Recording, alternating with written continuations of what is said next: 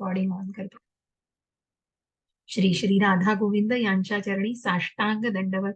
श्री श्रीला प्रभुपाद की जय. श्री श्रीला प्रभुपाद यांनाही साष्टांग दंडवत. श्री नामानिष्ठ प्रभूजी यांच्याही चरणी माझा साष्टांग दंडवत आणि या इस्कॉनच्या पूर्ण टीमला माझा सादर प्रणाम करून आपण आपल्या या अध्ययन वर्गाला आजच्या सुरुवात करत आहोत. आणि आजच्या या वर्गामध्ये आपण 6व्या अध्यायाला सुरुवात करत आहोत, जो कर्मयोगाची शेवटची पायरी आहे. आणि त्यानंतर भक्ती योगाला सुरुवात होणार आहे. मला एकच मिनिट द्या, मी फक्त पाणी घेऊन येईन.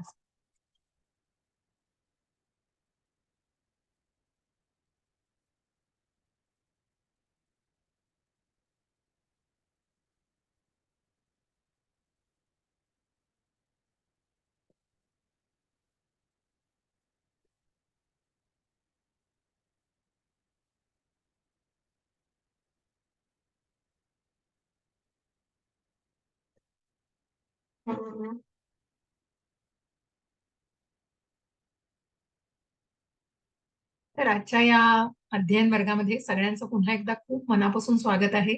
आपण 6वा अध्याय सुरुवात करतो आहोत, ज्याचं नाव आहे ध्यान योग. तर जितकं शक्य होईल याचा, कारण मध्ये मंगळवारी माझ्याकडनं अध्ययन वर्ग घेतला गेला नाही आणि कदाचित शुक्रवार शनिवारी अध्ययन वर्ग घेणं शक्य होणार नाही. म्हणून मी म्हटलं आज आणि उद्या आपण भेटूया आणि 6वा अध्याय जितका होईल, मला कुठलीही घाई नाही करायची आहे, तरी त्याप्रमाणे आपण तितके श्लोक जितके होतील तितक्या श्लोकांनी आपण पुढे जाऊ शकू. तर या 6व्या अध्यायाचं नाव आहे ध्यान योग. त्याच्या आधी आपण थोडीशी उजळणी करूया, जी आपण पहिल्या 5 अध्यायांमध्ये कर्मातून, मग आपण कर्मयोग बघितलाय आणि कुठल्या प्रकारची कर्म ही सुद्धा बघितलीत. मग पहिल्या अध्यायापासून सुरुवात करायची झाली तर अर्जुन विषाद योग, सांख्य योग, कर्मयोग, ज्ञानयोग आणि कर्म संन्यास योग. मग ज्ञानयोग तर आहेतच, ज्ञान तर भगवंत देतातच आहे. दुसऱ्या अध्यायापासून या ज्ञानाच्या प्रवाहाला सुरुवात झालेली आहे. परंतु हे ज्ञान, आणि मग हे ज्ञान घेऊनच कशा प्रकारे कर्म करायचे, कुठल्या प्रकारचं ज्ञान घ्यायचंय. मग ज्ञान हे सगळीकडेच उपयुक्त आहे, कारण ज्ञानी, मग 7व्या अध्यायामध्ये आपल्याला पुढे जाऊन बघायचंय की ज्ञानी व्यक्ती, की ज्या 4 प्रकारच्या व्यक्तींमध्ये अर्थ, अर्थार्थी, जिज्ञासू आणि ज्ञानी, यामध्ये ज्ञानी व्यक्तीचं महत्व जास्त आहे, कारण तो ज्ञान घेऊन पुढे जातो आणि त्या ज्ञानाने तो परिपूर्ण व्हायचा प्रयत्न होय. मग कुठलं ज्ञान, तर जे त्याला कृष्ण भावनेमध्ये नेत आहे आणि त्या निष्काम कर्मामध्ये. मग ह्या कर्मयोगात आपण काय साधतोय, तर हे कर्म करायचंय, कारण कर्मापासून दूर पळायचं नाही. भगवंत सांगतायत कर्तव्य करायचंय, आपल्या जबाबदाऱ्या पार पडायच्यात, पण ते कर्म कसं करायचंय, ते कर्माच्या फळांची अपेक्षा न कर, त्या कर्माच्या फळांनाच भगवंताला अर्पण करू. आणि अशा प्रकारचं निष्काम कर्म जे आहे ते भगवंताचं आहे हो. आपलं काय आहे, म्हणून 5व्या अध्यायातही प्रभुपाद तिथे सांगतायत की कर्म संन्यास आहे, पण तो संन्यास कशाचा आहे हो. आणि म्हणूनच आपल्याला त्या कर्मफळाची जी अपेक्षा आहे ना, कुठेतरी आपल्याला सगळ्याची अपेक्षा आहे हो. कारण ती इच्छा करण्याची जी सूट दिलेली आहे ना भगवंतांनी, त्याच्यामुळे आपल्याला सगळं हवंय आणि मग आपण त्या कर्म, आणि मग ते हवंय त्याने आपला पुढचा जन्मही ठरतोय, कारण आपण त्या बंधनात अडकतोय. आपण त्या कर्माच्या बंधनांमध्ये अडकतोय, पण त्याचं कर्मच भगवंतांसाठी केलं तर त्या बंधनांचा कुठे प्रश्न आहे. आणि म्हणून ते कर्मचं कृष्ण भावना भावित केलं, निष्काम पद्धतीने केलं. जसं आपण गेल्या अध्यायामध्ये शेवटी शेवटी निष्काम कर्माबद्दलच जाणलेलं आहे, की अशा प्रकारचं निष्काम कर्म त्या ब्रह्मस्तराप्रतच उन्नत करतं. आणि त्या ब्रह्म, की ज्या परब्रह्माचे आपण अंश आहोत, ज्या परमात्म्याचे आपण अंश आहोत, आणि मगच आपण हे जाणू शकतो की आपण आत्मा आहोत, शरीर नाही. कारण कुठेतरी जेव्हा शरीराशी संलग्न अशा सगळ्या गोष्टींशी आपण निगडीत आहोत, कुठेतरी सगळ्या या आशा, अपेक्षा आणि या सगळ्या माया जी आहे ना, या मोह मायेमध्ये गुरफटलेलो आहोत आपण, प्रपंचामध्ये आहोत. पण तरीही भगवंत सांगतायत की मग अशा प्रकारचं जर जीवन जगायचं, की याही भौतिक जगतामध्ये, याही प्रकृतीमध्ये आपण शांततेने, आणि आपण निश्चितच अतिशय उत्तम असं आयुष्य जगू शकतो. कसं, तर जेव्हा आपल्यातला जो मी आहे ना, आपल्यातला जो खोटा अहंकार आहे, तो मी जर बाजूला ठेवला, तर ज्याचं आहे त्याला सगळं अर्पण, कृष्णार्पण, आणि म्हणून ती कृतज्ञतेची भावना मनामध्ये कुठेतरी उन्नत करायची हो. तरच त्या आत्मसाक्षात्काराच्या मार्गावरती कुठेतरी मग मार्गस्थ होण्याच्या त्या टप्प्यावरती आपण निदान कुठेतरी सुरुवात करू शकतो, मी तर म्हणेन. कारण खूप पुढे जायचंय हो. खूप खूप अभ्यास आहे, खूप ज्ञानाचा ओघ. मग बरेच जण तुम्ही बुद्धा माताजींच्या वर्गाला जाताय रोज. खूप सुंदर वर्ग माताजी रोज घेतायत आणि ज्ञान मग तुम्हाला ज्या पुढच्या टप्प्यांवर जायचंय, की जसं आपण म्हणतो या आध्यात्मिक मार्गावर उन्नती करायची. मग कृष्ण भावना कारण मग कुठेतरी श्रद्धेचा पहिला टप्पा हा हा सॉरी भक्तीचा पहिला टप्पा हा श्रद्धा आहे. कारण ती मनामध्ये आहे म्हणून या मार्गावरती आला. कृष्णावर विश्वास आहे पूर्ण. कृष्णाबद्दल पूर्णपणे कृष्णाच्या अस्तित्वाला जाणताय, कृष्णाच्या अस्तित्वाला मानताय. म्हणूनच याला कुठेतरी हे ज्ञान घ्यायला औत्सुक्य आहे मनामध्ये. आणि तोच तोच विचार कुठेतरी तुम्हाला उन्नत करतोय. तोच विचार तुम्हाला पुढच्या टप्प्यावर नेतोय. आणि मग हे काय आहे? मग हे जे जाणायची सगळी उत्सुकता आहे ना, निश्चित मनात प्रश्न हवेत हो. वाचन नाही केलं, ज्ञान नाही घेतलं, मनात प्रश्न येणार आहेत कसे? शंका असल्याच पाहिजेत, प्रश्न असलेच पाहिजेत, त्याला उत्तरं मिळणार. निश्चित मिळणार आणि म्हणूनच ते ज्ञान, ते मिळाल्यानंतर जे ज्ञानाने आपण परिपूर्ण होण्याचा प्रयत्न करतो, ते निश्चित आपल्याला पुढच्या मार्ग हे असं आहे का हे? अहो, भगवद्गीता तर तुम्हाला प्रत्येक वेळी निरनिराळ्या अ, अ, अंशातून, निरनिराळ्या कोनातून, निरनिराळ्या विचारातून, की अच्छा असंही असू शकतं. अच्छा असंही म्हणजे मी गेले 2 वर्ष हा प्रत्यक्ष अनुभव घेते, जेव्हा तो मी तुमच्याशी शेअर करू शकते. की प्रत्येक वेळी म्हणजे मी भगवंताच्या कृपेने मला तुमच्याशी हे शेअर करायला मला ही संधी मिळालेली आहे. मी तुम्हाला शिकवू शकतेय भगवद्गीता. पण ह्या हे ज्ञान घेताना प्रत्येक वेळी जेव्हा भगवद्गीता वाचतेय, तेव्हा प्रत्येक वेळी नव्याने काहीतरी कळतंय. प्रत्येक वेळी नव्याने एक विचार मनाला कळतोय. आणि अशा प्रकारे आपण आपलं मन आपल्याला आपली जर सगळं आपलं काय म्हणतो ना त्याला आपण जर अगदी सक्षम ठेवलं आणि तशा प्रकारे आपण सावध ठेवलं तर निश्चितच कुठेतरी प्रत्येक वेळी आपण ते ज्ञान घेण्याच्याच अ, त्या पवित्र्यात असतो आणि म्हणून ते महत्वाचं आहे. आणि म्हणून आपल्याला त्या कर्मयोगात मग या कर्मयोगातून भक्ती कशी साधायची? आणि म्हणून त्या भक्तीच्या टप्प्यावर जाण्याआधी या कर्मातून भक्ती म्हणजेच निष्काम कर्म. की ज्या कर्मातून तुम्ही भगवंताशी जोडले जाताय. कर्मयोग हा भगवंतांशी जोडतोय. आणि म्हणून मग अशा या निष्काम कर्माला आत्तापर्यंत आपण सांगितलंय. पुढे जाऊन आजच्या अध्यायामध्ये खूप सुंदर असं वर्णन केलेलं आहे. मग जे तुम्ही 18 दिवसांच्या अध्यायात जाणलंच असेल, की मग कशाप्रकारे या अष्टांग योगातून आता आपल्याला प्रगती साधायची आहे किंवा मग हा अष्टांग योग कुठल्या टप्प्यापर्यंत नेऊ शकतो. आणि म्हणून मग जेव्हा आपण म्हणतोय, की तो जो रथ आहे तो दरवेळी आठवा. कारण तो रथ अत्यंत महत्वाचा आहे. ज्याच्यामध्ये तो आत्मा आरूढ आहे. पण ज्याची इंद्रिय, ज्याची ज्ञानेंद्रिय आहेत, कान, नाक, जीभ, त्वचा आणि डोळे. ही 5 ज्ञानेंद्रिय म्हणजे 5 घोडे आहेत त्या रथाचे. आणि त्या इंद्रियांना कोणी पकडलंय तर मनाने पकडलंय. मनाच्या दोऱ्या कोणाच्या हातात आहेत? बुद्धीच्या हातात आहेत. बुद्धीला माहिती नाहीये तो आत्मा अजून. कारण त्या बुद्धीला कशाचीच कल्पना नाही. ती बुद्धी आत्ताशी इंद्रियांच्याच निगडीत आहे. कारण ती कुठेतरी फक्त शारीरिक भावनेमध्ये आहे. आणि म्हणूनच अशा वेळेला आपल्याला त्या आत्म्याला आध्यात्मिक अन्न देण्याची गरज आहे. आणि म्हणूनच जेव्हा आपण नामस्मरण करतो, आपण संकीर्तन करतो, आपण या ज्ञानाचं आचरण करतो, आपण या ज्ञानाला घेण्याचा प्रयत्न करतो, तेव्हा आपण कुठेतरी त्या अध्यात्माच्या मार्गावरती मार्गस्थ होण्याला सुरुवात करतो. आणि मग आपण शरीर नाही आत्मा आहोत हे खूप कठीण आहे हो, खूप कठीण आहे. आपण म्हणतोय फक्त हे वाक्य म्हणणं सोपं आहे हो आम्हाला. पण ते प्रत्यक्षामध्ये जेव्हा आपण खरंच त्याला जाणून घ्यायचंय आणि प्रत्यक्ष त्याचं आकलन करायचंय आणि ते ते आचरणात आणायचं आहे, ते खूप कठीण आहे. त्याच्यासाठी ते ज्ञानच उपयुक्त आहे. आणि म्हणून जसं-जसं ज्ञान वाढतंय, तसा-तसा आपला त्याच्यामधला तो कॉन्फिडन्स, त्याच्यामधली जी उत्सुकता तर निश्चितच कमी-कमी होत जाते. कारण आपल्याला ते ज्ञान मिळत जातं आणि आपण स्वतःला प्रगल्भ करत जातो. जसं आपण लहानपणापासून किंवा मग आता लहानपण झालं, पण 10वी पर्यंत झालं, 12वी झालं. मग जेव्हा निपुण व्हायचंय, त्या गोष्टीमध्ये निपुण व्हायचंय, तेव्हा एखाद्या प्रोफेशनल करियर जेव्हा निवडलं जातं, मग इंजिनिअरिंग असो, मेडिकल असो, एखादी रिसर्च ओरिएंटेड असा कुठला कोर्स असो. मग जेव्हा तुम्ही स्वतःला त्या त्या ह्याच्यामध्ये सखोल घालता, जेव्हा त्या पर्टिक्युलर फोकस्ड करता, तेव्हा तुम्ही ते ज्ञान जास्तीत जास्त मिळवू शकता आणि मग यू गेट फोकस्ड आणि मग त्याच्यावरच सेंटर होऊन मग ते ज्ञानामध्ये तुम्ही स्वतःला निपुण करता. तसंच आहे हो. जसं जसं तुम्ही भगवंतांविषयी जाणतायत, मग जसं भगवद्गीतेचा अभ्यास करताय, चैतन्य चरितामृताचा अभ्यास करताय, प्रभुपादांच्या लीलामृताचा अभ्यास करताय, मग भागवत हा शेवटचा टप्पा आहे. मग ज्या भागवताचे 12 स्कंद आहेत आणि त्या 12 स्कंदाचं पण मग स्कंद 1 ला सुद्धा भाग आहेत. स्कंद 2 मग ते प्रत्येक काही स्कंदांचे भाग आहेत, की ते इतके मोठे-मोठे आहेत, की ज्याचं ज्ञान मग एक जन्म पुरे पडेल की नाही कठीण आहे हो सांगणं.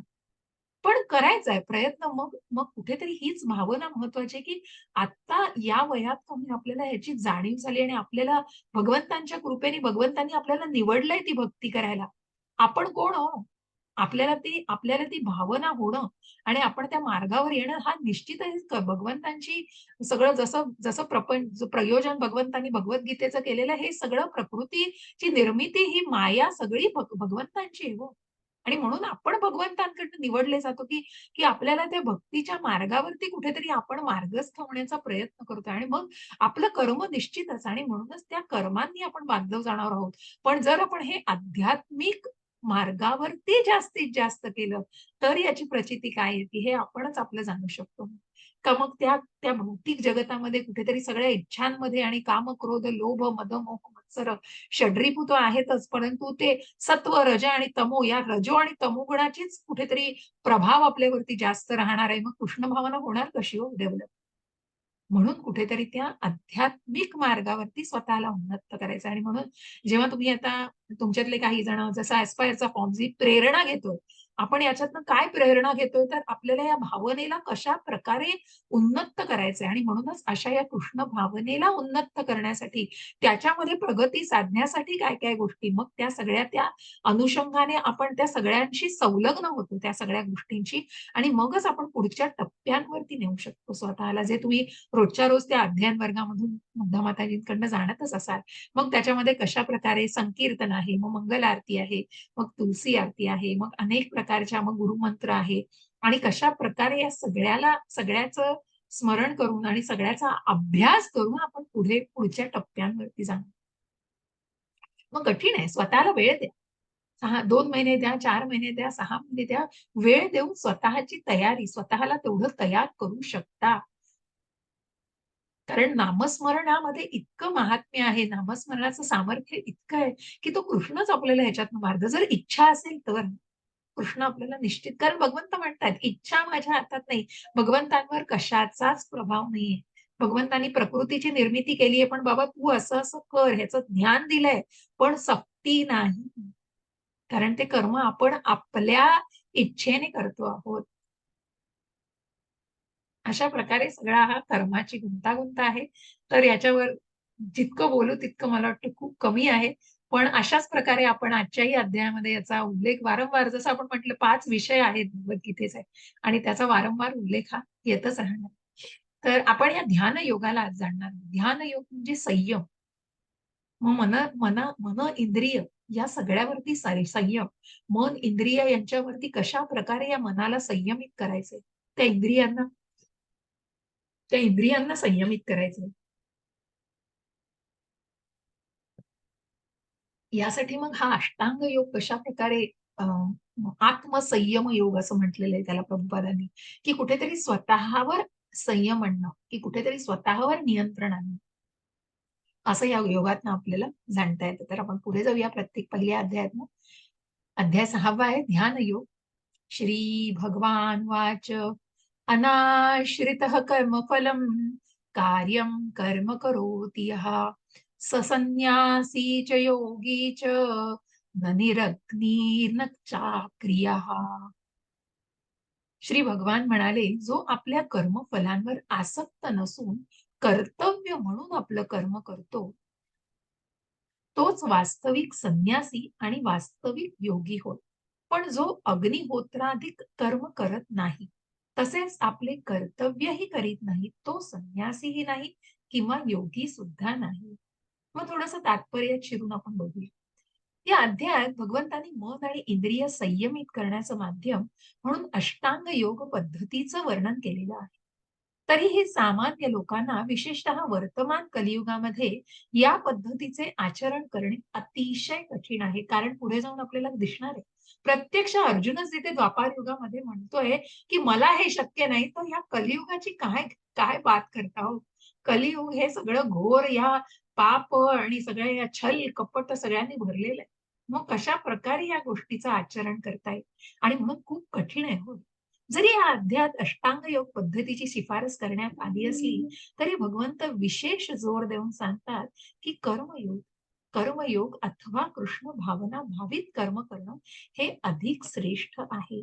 या जगामध्ये प्रत्येक मनुष्य आपले कुटुंब आणि त्यांच्या साधनांच्या पालन पोषणार्थ कर्म करीत असतो. परंतु कोणीही काहीतरी वैयक्तिक स्वार्थ, वैयक्तिक तृप्ती वाचून, मग ती व्यक्तिगत असेल किंवा व्यापक असेल, कर्म करीत नाही. कर्मफलांचा उपभोग घेणाऱ्या दृष्टीने कर्म न करता कृष्ण भावनाभावित कर्म करणे हीच परिपूर्णतेची कसोटी आहे. कृष्ण भावना युक्त कर्म करणे हे प्रत्येक जीवाचं कर्तव्य आहे. कारण सर्व जीव स्वरूपतः भगवंतांचे अंश आहेत. शरीराचे अवयव संपूर्ण शरीराच्या संतुष्टी प्रित्यर्थ कार्य करीत असतात. शरीराचे अवयव स्वतृप्तीकरता कार्य करीत नसून संपूर्ण शरीराच्या संतुष्ट प्रित्यर्थ कार्य करतात. त्याचप्रमाणे जो जीव वैयक्तिक संतोषार्थ कर्म न करता परम सत्याच्या संतोषार्थ कर्म करतो, तो परिपूर्ण संन्यासी किंवा योगी आहे. युक्त वैराग्य हो. मग कर्म करतोय, कर्माला टाळत नाहीये, पण ते कर्म कसं करतोय? निष्काम पद्धतीने. कारण स्वतःच्या स्वार्थाकरता नाही, परमार्थाकरता, परम सत्याच्या, कृष्णाच्या आनंदाप्रित्यर्थ ते कर्म करतोय, म्हणून तो योगी म्हणवला जातो. आणि म्हणून हे अग्निहोत्र यज्ञ करण्याचे एक मिनिट हा.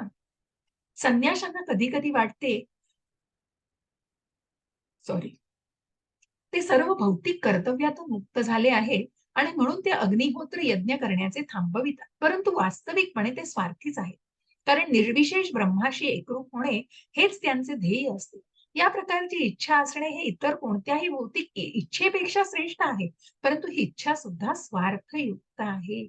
त्याचप्रमाणे सर्व भौतिक क्रियांना विराम देऊन अर्धोन्मिलित नेत्रांनी योग पद्धतीचे आचरण करणाऱ्या योग्याला वैयक्तिक तृप्तीची थोडीफार इच्छा असतेच. पण कृष्ण भावनाभावित कर्म करणारा मनुष्य स्वार्थाशिवाय परम सत्याच्या संतोषार्थ कर्म करतो. कृष्ण भावना भावित मनुष्याला वैयक्तिक संतुष्टीची मुळीच इच्छा नसते. श्रीकृष्णांना संतुष्ट करणे हीच त्याच्या यशाची व्याख्या असते, त्याची यशाची व्याख्या असते. आणि म्हणून तो परिपूर्ण संन्यासी किंवा परिपूर्ण योगी असतो. त्यागाचे परमोच्च प्रतीक असणारे श्री चैतन्य महाप्रभू पुढील प्रमाणे म्हणतात, न धनम न जनम न सुंदरीम कविता ना वा जगदीश कामये मम जन्मनी जन्मनीश्वरे भगवात भक्तीर हैतुकी त्वयी. हे सर्व शक्तिमान प्रभो, मला धनसंचय करण्याची किंवा सुंदरीचा उपभोग घेण्याचीही इच्छा नाही. तसेच मला पुष्कळ अनुयायी जमवण्याचीही इच्छा नाही. माझी इच्छा एकच आहे की जन्मांतर माझ्यावर तुमच्या हेतुकी भक्तीपूर्ण सेवेची कृपा असावी. कुठलाही हेतू नसलेली अहैतुकी, जसं आपण म्हणतो ना कॉजलेस मर्सी, की जी भगवंतांची दया, कारण भगवंतांचा कशाचीही भगवंतांना अपेक्षा नाहीये. त्याचप्रमाणे आपण भक्ती करताना ती अहैतुकी असावी आणि अशा भक्ती सेवेची आपल्यावर कृपा असावी, की भगवंतांची अशी कृपा असावी. मग मग जेव्हा इथे उदाहरण सांगावंसं वाटतं, किंवा बघा भक्त प्रल्हाद याचं उदाहरण इथे सांगावंसं वाटतं खूप प्रकर्षाने, की जेव्हा जेव्हा शांत करायला, जेव्हा नरसिंहाने हिरण्यकश्यपूचा वध केला आणि नरसिंहदेव अतिशय चिडलेले होते आणि त्यांना शांत करणे म्हणजे सगळ्या देवांना अतिशय टास्क होता तो, की कोण यांना शांत करणार, कारण अतिशय ते इतके सैरा वैरा इकडून तिकडे चालत होते. त्यांनी हिरण्यकश्यपूच्या ते सगळी आतडी होती ती गळ्यात घातली, रक्ताने हात माखलेले होते, ते रक्त प्राशन करत होते आणि अशा प्रकारे ते अतिशय अस्वस्थ होते आणि येरझारा घालत होते. पण अशा अशा या नरसिंहांना, अशा या विष्णूचं जे रूप आहे, नारायणांना कोण शांत करणार? मग लक्ष्मी देवींनीही प्रयत्न केला, परंतु त्याही त्यांना शांत करू शकले नाही. आणि त्या म्हणाल्या, माझ्याही हातात नाही हे.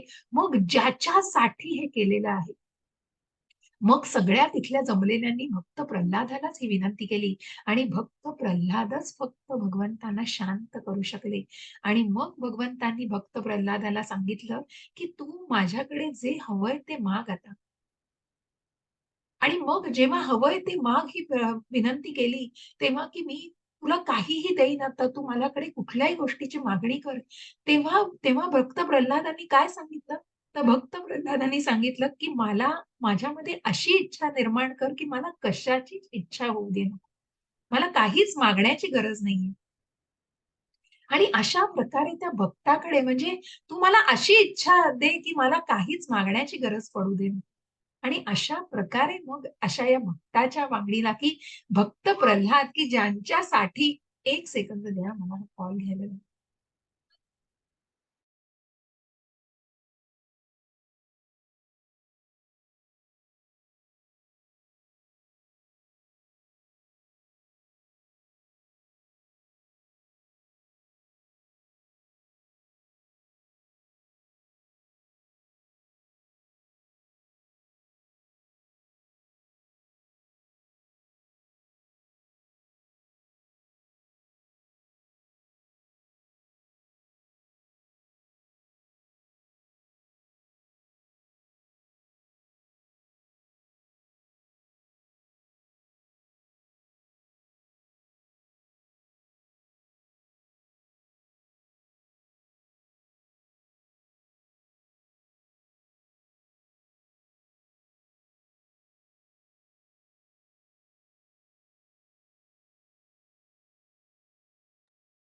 आणि असा हा भक्त म्हणजे म्हणूनच, की भक्त भगवंतांसाठी किती विशेष आहे. भगवंत भक्तवत्सल आहेत हे आपण आधीच्या अध्यायांमध्येही सॉरी 4थ्या अध्यायात आपण बघितलंय. जन्म कर्म च मे दिव्यम. जो भगवंतांचा जन्म आणि कर्म जाणतो आहे. मग जशा प्रकारे जसं हे निष्काम कर्म केलं किंवा अनेक मार्गांनी मग ज्या भक्ताला मग फक्त एक भक्तच ही गोष्ट पूर्णपणे जाणू शकतो कारण त्याची भगवंतांवर पूर्णपणे श्रद्धा असते आणि त्याने त्या भगवान रूपाशी संबंध प्रस्थापित केलेला असतो. फक्त ब्रह्म नाही, परमात्मा नाही तर थेट भगवान रूपाशी तो संबंध, जो संबंध अभ्युदय आणि प्रयोजन जे आपण 10व्या अध्यायात चतुश्लोकी गीतेमध्ये जाणणार आहोत. आणि म्हणूनच तो भक्त भगवंतांसाठी हा विशेष असतो आणि म्हणूनच त्या भक्तासाठी, की त्या भक्ताची फक्त एकच इच्छा असते श्रीकृष्णांची संतुष्टी. जे काही कर्म करतोय ते भगवंतांच्या संतुष्टीकरता आणि म्हणूनच तो भक्त हा फक्त भगवंतांच्या भक्त कुठलंही कर्म टाळत नाही. मग ते कर्म टाळण्याची त्याला गरजच नसते हो.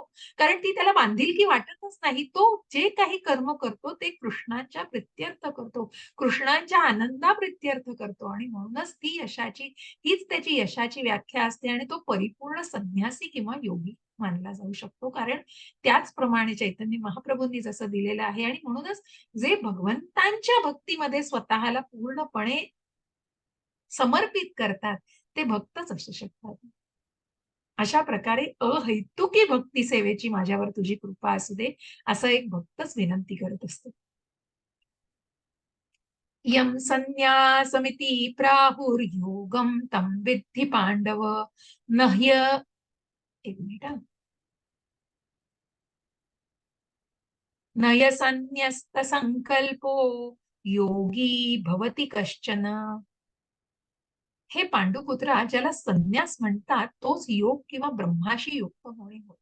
कारण जोपर्यंत मनुष्य इंद्रिय तृप्तीच्या इच्छेचा त्याग करीत नाही, तोपर्यंत तो योगी होऊ शकत नाही. कारण मग त्या मनाचं काय करणार हो? भगवंतांना तोच तर मिथ्याचार नको आहे.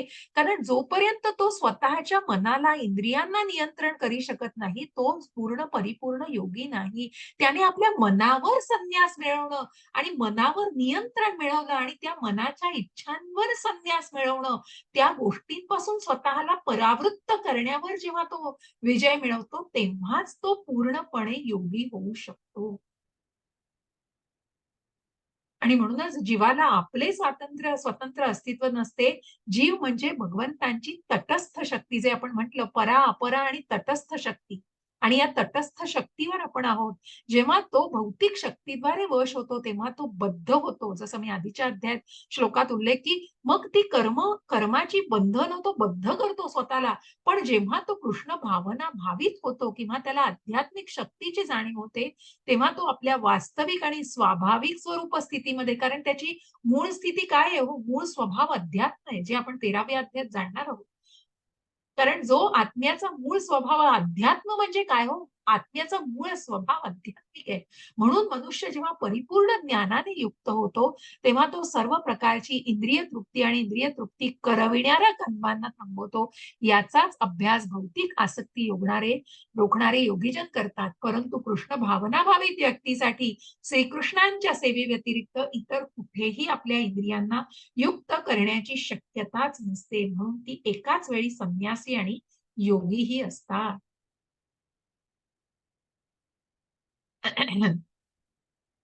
मग कृष्ण भावना भावित मनुष्याला स्वतः आनंदाचा उपभोग घेण्याची मुळीच इच्छा नसते. तो सतत भगवंतांच्या आनंदा प्रित्यर्थ कर्म करण्यात संलग्न असतो. म्हणून ज्या मनुष्याला भगवंतांचे मुळीच ज्ञान नसते तो निश्चितच स्वार्थरत, कारण मग तिथे सगळी इंद्रिय तृप्तीची गरज आहे वाटते हो. मग मला हे हवंय, तिथे कुठेतरी ती मी. मग जसं म्हणून आधीच्या श्लोकामध्ये म्हटलंय की तो योगी आहे, तो संन्यासी कुठेतरी त्याग करतोय भौतिक इच्छांचा, पण मला मोक्ष मिळवायचा आहे म्हणून मग ती कुठेतरी तो मी आहे हो. तो जात नाहीये कुठेतरी, तो स्वार्थाकडे, स्वार्थाचीच कुठेतरी तिथे कुठेतरी काय म्हणतात ना त्याला, काय म्हणतात त्याला, वास येतोय त्याला स्वार्थीपणाचा. कारण कुठेतरी ती भावना आहे हो तिथे, तिथे तो मी पूर्णपणे गेलेला नाहीये.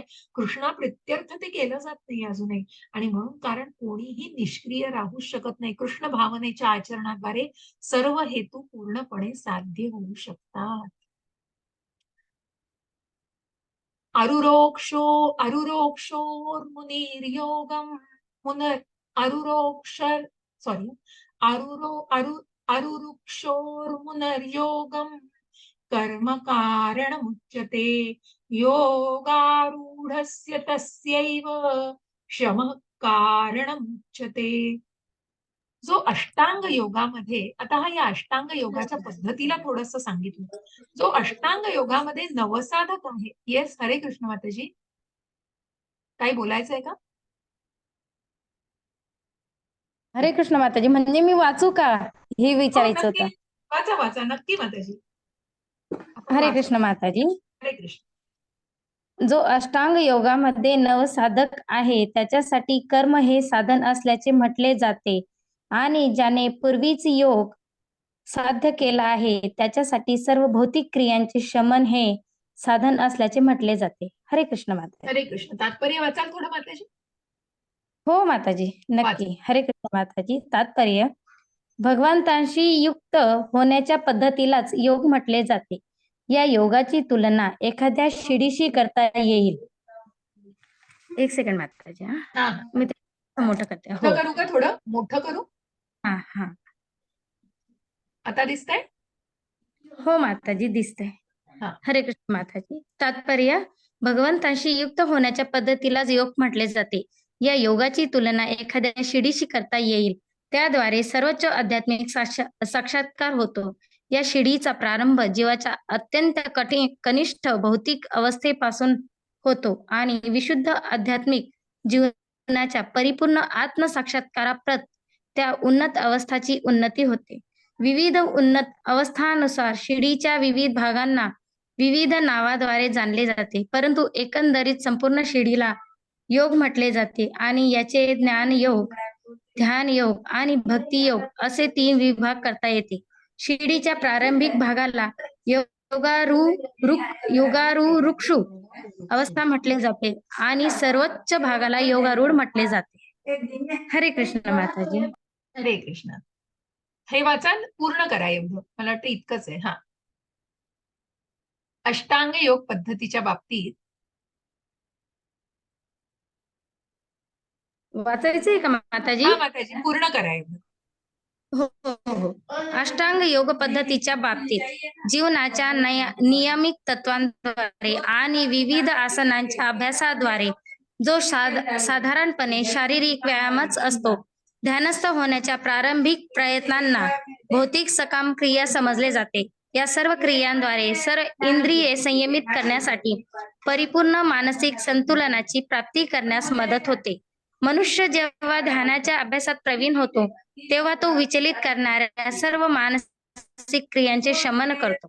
तथापि कृष्ण भावना भावित मनुष्य हा प्रारंभापासूनच ध्यानाच्या स्तरावर स्थित असतो, कारण तो श्रीकृष्णांचे निरंतर स्मरण करीत असतो आणि श्रीकृष्णांच्या सेवेमध्ये निरंतर युक्त असल्यामुळे त्याने सर्व भौतिक क्रियांचे शमन केलेले असते. हरे कृष्ण माताजी. हरे कृष्ण, हरे कृष्ण. आणि म्हणून आपण इथे या शिडीला मग इथे कुठेतरी योग, जसं मी म्हटलं की योग म्हणजे भगवंतांशी जोडलं जाणं, आणि म्हणून भगवंतांशी जोडलं जाण्याचा हा जो मार्ग आहे, हा मार्ग एक शिडीचा मार्ग या श्लोकामध्ये त्याचं विवेचन जे केलेलं आहे. तर या शिडीला, मग या शिडीचे मार्ग कुठले आहेत? अष्टांग योग, ध्यान योग, ज्ञान योग, अशा मार्गाने आपण भगवंतांशी जोडले जातोय. मग या शिडी मार्फत भगवंतांशी जोडले जातोय.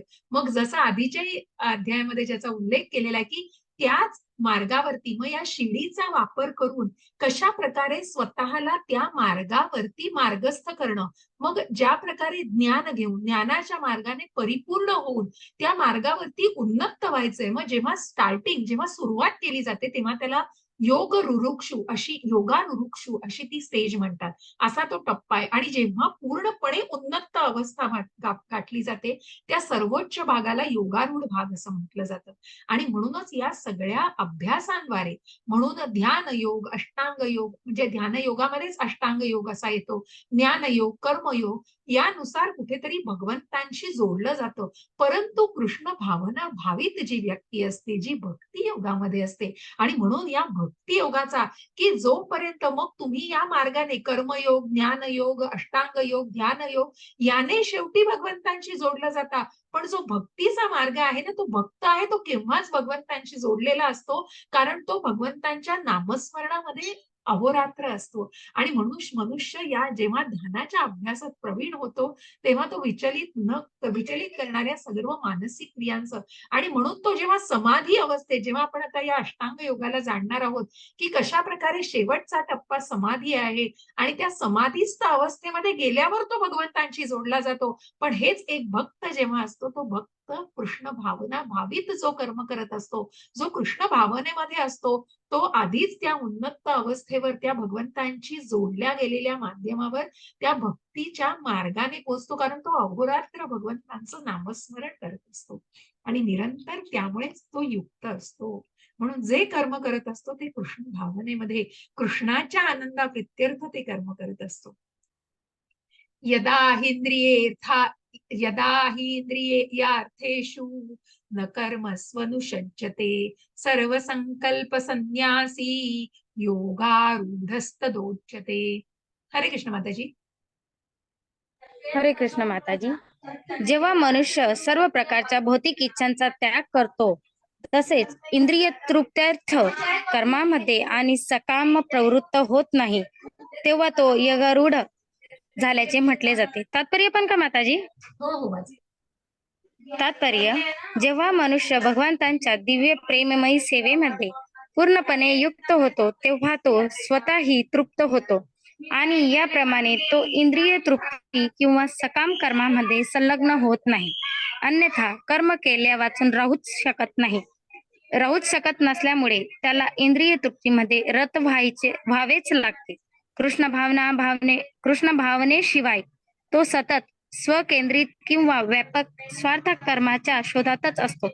परंतु कृष्ण भावना भावित मनुष्य हा श्रीकृष्णांच्या संतुष्टीकरिता सर्व काही करू शकतो, आणि त्या योगे तो इंद्रिय तृप्तीपासून पूर्णपणे अनासक्त राहू शकतो. ज्या मनुष्याला या गोष्टीचा साक्षात्कार झालेला नाही, त्याला योगरूपी सोपानाच्या सर्वोच्च स्तराप्रत उन्नत होण्यापूर्वी भौतिक इच्छांतून मुक्त होण्यासाठी यंत्रवत प्रयास करावे लागतात. हरे कृष्ण माता. हरे कृष्ण. आणि म्हणून अशा व्यक्तीला मग कुठेतरी तो प्रयास करायला लागतो. कारण जो कृष्ण भावनेमध्ये, मग याच आधीच्या श्लोकाला संलग्न अशी ही भावना आहे, की कृष्ण भावना भावित व्यक्तीला वेगळे असे प्रयास काही करायला लागत नाही. त्याने या भौतिक इच्छांचा त्याग केलेला असतो. पण जसं आपण बघितलं ब्रह्म, परमात्मा आणि भगवान, मग ब्रह्म ज्यांनी मानलेला आहे तो निश्चित त्या मार्गावर आलाय. पण त्याला बरेच प्रयास करायला लागतात, कारण त्यांनी कृष्णाला जाणलेलं नसतं. ती ती कृष्णाच्या अस्तित्वाला पूर्णपणे जाणलेलं नसतं. तो कृष्णाच्या पासून निघालेल्या चेतनेला आणि त्या तेजालाच कुठेतरी त्या शक्तीलाच फक्त जाणू शकत असतो. आणि म्हणूनच मग या सगळ्यामधून जेव्हा ते प्रयास म्हणून एखाद्या सकाम कर्मामध्ये अडकलेल्या व्यक्तीला यासाठी बरेच प्रयास करावे लागतात. कारण मग ती भावना जोपासायला मार्गस्थ करणं निश्चित श्रेष्ठ आहे. किंवा भौतिक इच्छांपासून, जसं आपण आधीच्या ह्याच्यात म्हटलं, की योगी आणि संन्यासी, मग संन्यास घेणं म्हणजे हिमालयात मी सगळ्या भौतिक गोष्टींचा त्याग केलाय आणि मी आता हिमालयामध्ये जाऊन बसतोय आणि मला सगळ्या सिद्धी प्राप्त होतील, नाही. पण तिथे कुठेतरी पुन्हा घसरण्याची भीती असते हो. कारण मग त्या भौतिक इच्छा, मनाचं काय, त्या मनाला त्या इच्छांचा त्याग केलाय, त्या कर्माचा त्याग केलेला आहे, पण मनातल्या इच्छा, सुप्त इच्छांचं काय? कारण कुठेतरी ती इंद्रिय तृप्ती, कुठेतरी ती मीपणा तो कुठेतरी अजून कुठेतरी घसरण्याचा निश्चित कुठेतरी हे शक्यता असते. आणि म्हणूनच अशा प्रकारे कृष्ण भावना भावित कर्माला कशा प्रकारे श्रेष्ठत्व दिलेलं आहे. उद्धरेदात्मनात्मानं नात्मानममसे साधयेत आत्मैव ह्यात्मनो बंधुरात्मैव रिपुरात्मनः. हरे कृष्ण माताजी. हो हो. हरे कृष्ण माताजी. एक मिनिट. हा. हो. वाचू माताजी. वाचव. हरे कृष्ण माताजी. मनुष्याने आपल्या मनाद्वारे स्वतःची अधोगती होऊ न देता स्वतःचा उद्धार केला पाहिजे. मन हे बद्ध जीवाचा मित्र तसेच शत्रूही आहे. तात्पर्य माताजी. नाही, हे नका वाचू. मी तुम्हाला सांगते. मग हा, हे वाचा. हे मन आणि हो. इंद्रियांचा. एक मिनिट. हा. मन. हो. पहिलं. हा. भौतिक जीवनात मनुष्य. कुठलं माताजी? हे जे शेवटचं वाक्य आहे ना, भौतिक जीवनात मनुष्य हो. मन आणि भौतिक जीवनात इंद्रियांच्या अधीन होतो. इथून वाचा आधी. मग. हो. वस्तुतः वस्तुतः मनामुळेच विशुद्ध जीव भौतिक अस्तित्वात गुरफटून जातो. मनाचा मिथ्या अहंकाराशी संबंध येतो आणि हा मिथ्या अहंकारच भौतिक प्रकृतीवर प्रभुत्व गाजविण्याची इच्छा करतो.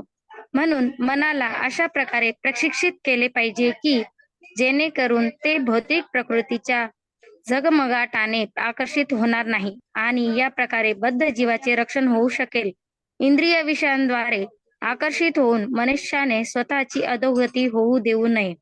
मनुष्य जितक्या प्रमाणात इंद्रिय विषयांद्वारे तो आकर्षिला जातो तितक्या प्रमाणात तो भौतिक अस्तित्वामध्ये गुंतत जातो. यातून सुटण्याचा सर्वोत्तम उपाय म्हणजे मनाला सतत कृष्ण भावनेमध्ये युक्त करणे होय. ही या शब्दाचा या मुद्द्यावर जोर देण्यासाठीच उपयोग करण्यात आला आहे. म्हणजे मनुष्याने हे केलेच पाहिजे असेही सांगण्यात येते की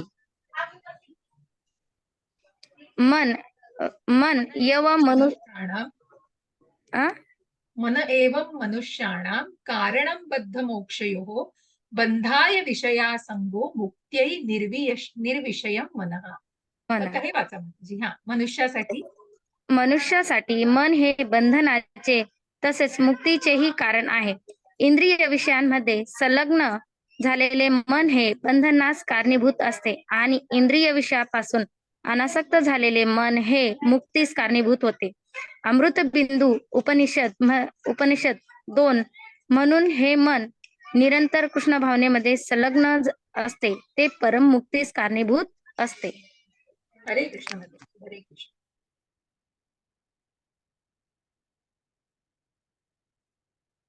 येस. तर अशा प्रकारे या मनाला मार्गदर्शन करणं किती गरजेचं आहे बघा. आणि म्हणून इथे या मनाविषयी आपल्याला सांगितलं. आणि म्हणून या मनाला कसं मार्गदर्शन करायचंय. मग हे मन शत्रू सुद्धा होऊ शकतं, नाहीतर मित्र सुद्धा होऊ शकतं. कारण ह्या मनाच्या जे इच्छा आहे, म्हणून आपल्याला जिथे पुन्हा पुन्हा तो रथ मला डोळ्यासमोर आणा. हरे कृष्ण माताजी. रीना माताजी. हरे कृष्ण. हरे कृष्ण माताजी, बोला ना. नाही, मला वाटलं तुम्ही डिस्कनेक्ट. नाही नाही, ठीक आहे, आता वाचू नका. ठीक आहे, ठीक. मी सांगते हो, हो. तुम्हाला. हरे कृष्ण, हो हरे माताजी. हरे कृष्ण. हरे कृष्ण. आणि म्हणून या मनाला, आणि म्हणून मनुष्यासाठी मन हे बंधनाचे तसंच मुक्तीचंही कारण मनच होऊ शकतं. कारण या मनाला शत्रू बनवायचंय का मित्र बनवायचंय हे आपल्याच हातात असतं. म्हणून ही जी इच्छा मी म्हटलं ना परत परत, ही भगवंतांनी सूट दिलेली आहे. या मनाला मार्गदर्शन कसं करायचंय, की मग त्या आत्म्याला, मग तो जो आत्मा आरूढ आहे रथामध्ये, त्याला आध्यात्मिक मार्ग दाखवण्याची नितांत गरज आहे. तरच तो आत्मा मग कुठेतरी आध्यात्मिक आत्मा त्या बुद्धीला, त्या मनाला आणि त्या इंद्रियांना सगळ्यांना कंट्रोल करू शकेल. म्हणून त्या मनाला मार्गदर्शन करायची गरज आहे आणि त्या मनाला मार्गदर्शन ह्याच प्रकारे केलं जाऊ शकतं. मग काय खायचंय, काय बघायचंय, काय ऐकायचं आहे, कशासाठी काय गोष्ट करायची आहे, या सगळ्याचं मार्गदर्शन त्या मनाला योग्य पद्धतीने करणं हे निश्चितच गरजेचं आहे. आणि म्हणूनच याचा सर्वोत्तम उपाय म्हणजे मनाला सतत कृष्ण भावनेमध्ये, त्या मनाला कुठेतरी चांगलं अन्न म्हणजे त्या अध्यात्माने त्या त्या आत्म्याला जर आपण अन्न दिलं, तर ती बुद्धी त्या मनाला तसं मार्गदर्शित करणार आहे. हो, ती सत्सद विवेक बुद्धी त्या मनाला कुठेतरी कंट्रोल करेल आणि त्या मनाला नियंत्रण केलं तरच त्या इंद्रियांवर सुद्धा नियंत्रण मिळू शकतं. असं सगळी संलग्नता आहे हो ती. आणि म्हणून या मनाला उत्तम प्रकारे मार्गदर्शन करणं, की मग त्याला मित्र बनवायचंय का आपला शत्रू बनवायचंय? कारण तेच मुक्तीचंही कारण आहे आणि तेच बंधनाचंही कारण आहे. म्हणून त्याला योग्य प्रकारे त्याला मार्गदर्शन करणं हे नितांत गरजेचे आहे. बंधुरात्मात्मनस्तस्य येनात्मैवात्मना जितः अनात्मनस्तु शत्रुत्वे वर्तेतात्मैव शत्रुवत्. हरे कृष्ण माताजी.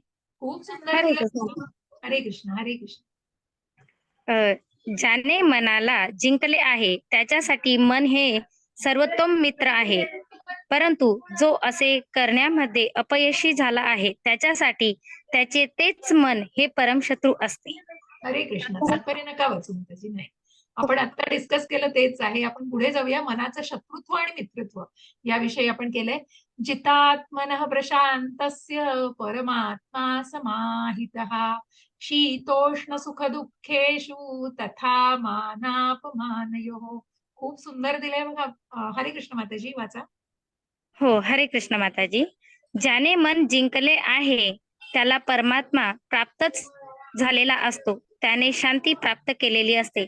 अशा मनुष्यासाठी सुख आणि दुःख, शील आणि उष्ण, शीत आणि उष्ण, मान आणि अपमान सर्व काही सारखेच असते. तात्पर्य. हरे कृष्ण. नाही, नको नका. आपण हे सुद्धा डिस्कस केलंय म्हणून मी हे थोडक्यात सांगते. कारण आपण शीतोष्ण सुख दुःखेषु दुसऱ्या अध्यायामध्ये सुद्धा याचं वर्णन तसंच आहे, की एक भक्त सगळं सहन करण्याची तयारी दाखवतो जेव्हा तो कृष्ण भावनेमध्ये असतो आणि त्याने पूर्णपणे त्या मनाला जिंकलेलं असतं. कारण त्याला परमात्म्याची प्राप्ती होणार असते. मग तो त्या परमधामालाच पोहोचू शकतो. असा असा जो भक्त असतो ना, तो सगळं म्हणजे जेव्हा आपण की भगवंत आध्यात्मिक आहेत आणि आपण भौतिक आहोत, पण या भौतिक जगतामध्ये पण जो कृष्ण भावनेमध्ये आहे, जो भक्त आहे, त्या भक्ताला मग शीत, उष्ण, थंड, गरम किंवा सुख, दुःख या कशाची तमा नसते त्याला. त्यांनी त्या सगळ्याच्या पलीकडे तो गेलेला असतो आणि या सगळ्यावर त्यांनी विजय प्राप्त केलेला असतो. अशा मनुष्यासाठी सर्व काही सारखंच असतं. ज्ञान विज्ञान तृप्तात्मा कूटस्थो विजितेंद्रियः युक्त इत्युच्यते योगी समलोष्ट्राश्म कांचनः. हरे कृष्ण माताजी. हरे कृष्ण. मनुष्य जेव्हा अर्जित ज्ञान आणि साक्षात्कारा योग पूर्णपणे तृप्त होतो तेव्हा तो योगी किंवा आत्मसाक्षात्कारामध्ये स्थित झाला असे म्हटले जाते. असा मनुष्य अध्यात्मात. हे काय म्हणतात, एक सेकंड मी थोडं हा मोठं करते. हा, मी करू काय? हा, मला ते दिसत नाहीये म्हणून. आता दिसतंय? हो माताजी. हरे कृष्ण माताजी. अध्यात्मात स्थित आणि आत्मसंयमी असतो तो गारेच खडे पुढे काय गारेच गारेचे खडे, खडे, दगड. हा. दगड, सोने इत्यादी सर्व काही समदृष्टीने पाहतो. हरे कृष्ण. तेच वर्णन दिलेलं आहे, भक्ताविषयीच सगळं वर्णन दिलेलं आहे आणि त्याच या सुद्धा तात्पर्यामध्ये वर्णन आहे. आपण पुढे जाऊया. सुहृदन्मित्रायुदासीन मध्यस्थद्वदेश बंधुषु साधुष्वपि च पापेषु समबुद्धिर्विशिष्यते. हरे कृष्ण माताजी. हरे कृष्ण. हे मनुष्य जेव्हा तेच वाचू ना माताजी. तेच वाचा. हो. मनुष्य जेव्हा प्रामाणिक हितचिंतक सुखद काय ते सुहृद. मोठं करता का माताजी? हा, एक मिनिट. हा, मोठं केलं की जरा ते बाहेर जाते. हा, आता ते जरा बाहेर जाते. एनिवे, मी या बाजूला करण्याचा प्रयत्न करते. हा, थोडं. हो. सुहन, तटस्थ, हा. मध्यस्थ, द्वेषी, मित्र आणि शत्रू, पुण्यवान आणि पापी या पुढे पुढे काय माताजी? पापी या सर्वांकडे समबुद्धीने पाहतो. हा, दिसतंय ना? समबुद्धीने पाहतो. हो, तेव्हा तो अधिक प्रगत किंवा विशेष मानला जातो. हरे कृष्ण माताजी. हरे कृष्ण. मग जो आपण स्थिताधीर मुनीला बघितलं की जो हितचिंतक सुहृद म्हणजे जो अगदी हित साधणारा, दुसऱ्याचं हित चिंतणारा, आणि म्हणूनच सुहृद, तटस्थ, मध्यस्थ, द्वेषी, मित्र, शत्रू. मग मित्र, शत्रू, पुण्यवान आणि पापी या सर्वांकडे, मग तो सोन्याकडे आणि दगडाकडे सुद्धा समबुद्धीने पाहतो, कारण त्याच्या पलीकडे तो गेलेला असतो. अहो, कठीण आहे हो. प्रपंचामध्ये तुम्ही जर म्हणाला तिथे सोन्याचा तुकडा इथे एक दिसतोय आणि मग तो दगडासमानच मानून तिथे टाकून द्यायचा, खूप कठीण आहे ते. खूप कठीण आहे ते प्रपंचामध्ये अडकलेल्या माणसाला, आणि म्हणूनच ते खूप कठीण आहे. तेच साधणं किती महत्वाचं आहे. मग जेव्हा ती आध्यात्मिक उन्नती साधली जाते ना, तेव्हा त्या त्या त्या स्टेजला पोहोचूनच ते शक्य होऊ शकतं. आणि म्हणूनच ज्याप्रमाणे अशा प्रकारे अशी व्यक्ती मग त्या स्थिताधीर मुनीप्रमाणे असते, की ती इतकी स्थिर झालेली असते की तिने ते बॅलन्स केलेलं असतं सगळ्याला, आणि म्हणून मग तो अधिक प्रगत किंवा विशेष मानला जातो. योगी युज्जीत सततात्मान आत्मानं, योगी युज्जीत सततम् आत्मात्मानं रहसि स्थितः एकाकीयत चित्तात्मा निराशीर परिग्रहः. हरे कृष्ण माताजी. येस. हरे कृष्ण माताजी. हा, आता दिसतोय माताजी पूर्ण. ओके. हो. योगी व्यक्तीने नेहमी आपले शरीर, मन आणि आत्मा भगवंतांच्या ठायी युक्त केले पाहिजे. त्याने एकांत स्थळी एकटे राहावे आणि काळजीपूर्वक मनाला सतत सम केले पाहिजे.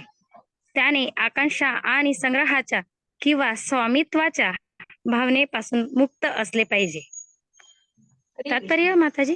नाही नाही, ठीक आहे. आपण मी फक्त बघत होते की त्या यमनियमांना सुरुवात झाली का, नाहीतर आपण तात्पर्यापासून सुरुवात करू. एक मिनिट. हा, म्हणजे आता इथे ठीक आहे, म्हणजे आपण या श्लोकापासून पुढे जातोय की जिथे आपण आता या मनाला जसं सांगितलंय की मग हा जो योगी आहे, मनुष्य जेव्हा प्रामाणिक, हितचिंतक, सुहृद, तटस्थ, मध्यस्थ, द्वेषी, मित्र, शत्रू, पुण्यवान, पापी या सगळ्याकडे समबुद्धीने बघतो, तेव्हा तो विशेष मानला जातो. मग हा जो योगी, आपण जेव्हा म्हणतो की योगी व्यक्तीनं, मग योगी व्यक्ती म्हणजे फक्त योग म्हणजे योग नाही हो, आपला शरीराचा व्यायाम म्हणजे योग नाही. हा तथाकथित जो सध्या योगा करणं आणि योगी, मग त्या व्यक्तीला योगी नाही.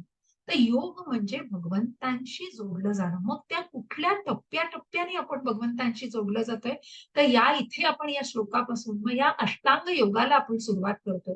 मग त्यासाठी काय आवश्यक आहे आणि कुठल्या नियमांना तो बद्ध असतो. म्हणून मग अष्टांग योग म्हणजे काय? यम, नियम, आसन, प्राणायाम, प्रत्याहार, धारणा, प्रत्याहार, ध्यान, धारणा आणि समाधी. अशा प्रकारे आपण त्या 8 अवस्थांना म्हणजे अष्टांग पद्धतीने तो योगी समाधीस्थ अवस्था गाठतो, तेव्हा तो भगवंतांशी पूर्णपणे जोडला जातो. आणि म्हणून मग त्या व्यक्तीनं काय केलं पाहिजे सुरुवातीला? त्याचं शरीर, मन आणि आत्मा हे भगवंतांच्या ठायी युक्त केले पाहिजे. त्यांनी निर्जन स्थळी बसलं पाहिजे. म्हणजे काय? तर बघा श्रीकृष्णांचा माताजी असू दे, मी 1-2 वाक्य वाचते, मी लागलं तर तुम्हाला सांगते. श्रीकृष्णांचा साक्षात्कार ब्रह्म, परमात्मा, पुरुषोत्तम, श्री भगवान या 3 विविध रूपांमध्ये होतो. थोडक्यात कृष्ण भावना म्हणजे दिव्य प्रेममयी भक्त सेवेमध्ये भगवत सेवेमध्ये युक्त होणे होय. परंतु जे निर्विशेष ब्रह्म किंवा अंतर्यामी परमात्मा रूपावर आसक्त आहेत, ते सुद्धा अंशतः कृष्ण भावना भावितच असतात. कारण त्यांनी कुठेतरी त्या त्या चेतनेला जाणले, कुठेतरी भगवंतांच्या अस्तित्वाला म्हणजे भगवंतांच्या त्या प्रकारच्या स्वरूपाला कुठेतरी जाण्याचा प्रयत्न केलाय. म्हणजे ते कुठेतरी काही अंशी कृष्ण भावना भावितच आहे. आणि म्हणूनच मग अशा प्रकारे याप्रमाणे निर्विशेषवादी किंवा ज्ञानयोगी हे सुद्धा अप्रत्यक्षपणे कृष्ण भावना भावित असतात. प्रत्यक्षपणे कृष्ण भावना भावित असणारा मनुष्य हा सर्वोत्तम योगी असतो. कारण अशा भक्ताला ब्रह्म आणि परमात्म्याचं ज्ञान असतं. सॉरी. आणि त्याला परम सत्याचं परिपूर्ण ज्ञान असतं. तो निर्विशेष तर निर्विशेषवादी किंवा ज्ञानवादी योगी हे पूर्ण रूपाने कृष्ण भावना भावित नसतात. कारण ते टप्प्याटप्प्याने पुढे येत असतात. तथापि या सर्वांना या ठिकाणी आपल्या विशिष्ट प्रयत्नात संलग्न राहण्यास सतत संलग्न राहण्यास सांगण्यात आले आहे. जेणेकरून त्यांना यथा समय परमसिद्धीची प्राप्ती होऊ शकेल. योगाचं सर्वप्रथम कर्तव्य म्हणजे आपले मन निरंतर श्रीकृष्णांवर एकाग्र करणे होय. सदैव श्रीकृष्णांचं स्मरण केलं पाहिजे आणि क्षणभरही त्यांचं विस्मरण होऊ देऊ नये. भगवंतांवरील मनाच्या एकाग्रतेलाच समाधिस्थ अवस्था असं म्हणतात. जेव्हा मनुष्य वास्तविकपणे कृष्ण भावना भावित होतो, तेव्हा या सर्व पूर्णावस्थांचे आणि नियमांचे पालन पूर्ण रीतीने होते. कारण प्रत्यक्ष कृष्ण भावना म्हणजेच आत्मसंयम होय. आणि यामध्ये स्वामित्वाच्या भावनेला मुळीच वाव नाही. श्रील रूप गोस्वामी पुढील प्रमाणे म्हणतायत, अनासक्तस्य विषयान् यथार्हमुपयुज्यतः निर्बन्धः कृष्ण संबंधे युक्तम वैराग्य मुच्यते. म्हणजे काय? तर अशा प्रकारची व्यक्ती ही कृष्ण भावना म्हणजे जसं मी म्हटलं ना, तो भक्तियोग हा शिडीचा मार्ग आहे हो. जे तुम्ही ज्ञान योगाने, कर्मयोगाने आणि अष्टांग योगाने साधू पाहताय, ज्या योगाला ज्या ज्या भगवंतांशी जोडलं जाण्याला साधू पाहताय, ते या भक्ती योगानेच निश्चित शक्य आहे. कारण प्रत्यक्ष कृष्ण भावना म्हणजेच आत्मसंयम होय. जेव्हा भगवंतांच्या पूर्ण भक्तीमध्ये त्या भक्तीच्या मार्गावरती मग जेव्हा श्रद्धा, साधुसंग, भजन क्रिया, अनर्थ निवृत्ती म्हणजेच त्या षड्रिपूंपासून निवृत्ती आणि मग रुची, निष्ठा आणि भगवंतांप्रती आसक्ती, भावभक्ती आणि प्रेमभक्ती या टप्प्यांवर जेव्हा मनुष्य जातो, तेव्हा ती अवस्था गाठणं म्हणजे समाधीस्थ अवस्था गाठणं, की त्या प्रेम भक्तीच्या भावनेमध्ये स्वतःला पूर्णपणे उद्युक्त करणं. तिथे कुठेही स्वामित्वाची मी, अहम सगळं बाजूला असतंय हो. तिथे फक्त कृष्ण भावना असते. आणि कारण तिथे कृष्णाच्या संतुष्टीसाठी जे कर्म केलं जातं ती कृष्ण भावना मनामध्ये पूर्णपणे आत्मसात केलेली असते. पूर्णपणे स्वतःमध्ये काय म्हणतात ना त्याला, त्या पूर्णपणे ती व्यक्ती त्याच अनुषंगाने त्या स्वरूपाने त्या गोष्टी करत असते. त्या पावित्र्यानेच त्या गोष्टी साधल्या जात असतात. प्रापंचिकतया बध्य हरी संबंध वस्तुतः सॉरी मुमुक्षुभिः परित्यागो वैराग्यम फल्गु कथ्यते. मग बघा बरं की फल्गु वैराग्याला इथे काय म्हटलंय. हरे कृष्ण माताजी वाचणार. हो माताजी. जेव्हा मनुष्य कोणत्याही गोष्टीवर आसक्त नसतो, पण त्याच वेळी तो जेव्हा श्रीकृष्णांशी संबंधित सर्व गोष्टींचा स्वीकार करतो, तेव्हा तो स्वामित्वाच्या भावनेपासून वास्तविकपणे मुक्त झालेला असतो. उलट पक्षी प्रत्येक वस्तूचा संबंध श्रीकृष्णाशी असल्याचे न जाणता जो सर्व वस्तूंचा त्याग करतो, त्याचे वैराग्य अपूर्ण असते. भक्ती रसामृत सिंधू 2.255 256. 255 आणि 256 या श्लोकामध्ये 256. वाचा माताजी. एक फक्त कॉल हो. वाचा. कृष्ण भावना भावित मनुष्य उत्तमपणे जाणतो की सर्व काही श्रीकृष्णांच्या मालकीचे आहे आणि याप्रमाणे तो नेहमी वैयक्तिक स्वामित्वाच्या भावनेपासून मुक्त असतो. म्हणून त्याला आपल्या वैयक्तिक स्वार्थासाठी कोणत्याही गोष्टीची लालसा नसते. कृष्ण भावनेसाठी अनुकूल गोष्टीचा स्वीकार कसा करावा आणि कृष्ण भावनेसाठी प्रतिकूल असणाऱ्या गोष्टींचा त्याग कसा करावा हे तो जाणतो.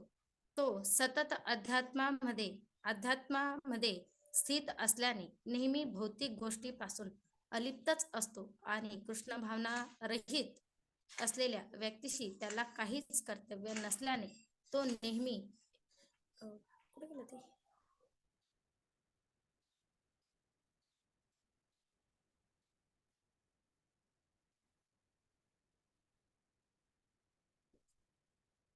हा इथून होतं ते. गोष्टीपासून अलिप्तच असतो आणि कृष्ण भावना रहित असलेल्या व्यक्तीशी त्याला काहीच कर्तव्य नसल्याने तो नेहमी एकटाच राहतो. म्हणून कृष्ण भावना भावित मनुष्य हा परिपूर्ण योगी असतो. हरे कृष्ण माताजी.